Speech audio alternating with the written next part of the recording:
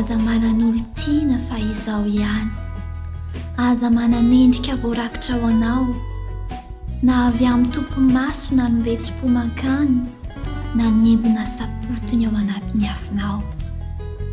Aza mitsiriritra, aza mijangajanga, aza manadino, dray, tsia, aza mivoaboaka, aza mijerijery, aza sari-piaro, aza mieritreritra fihiny, tsy alala, tsy andre, afa-tsy mifeoko irery.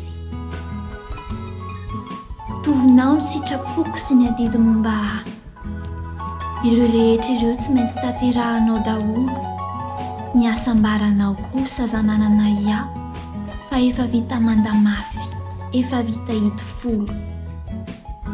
Saotra telo korolala, indro kely anavarana, raha maty ao tompoko aza voaka varavarana, zavatra ao ny tena beko, ary fara faniriko aleviny eo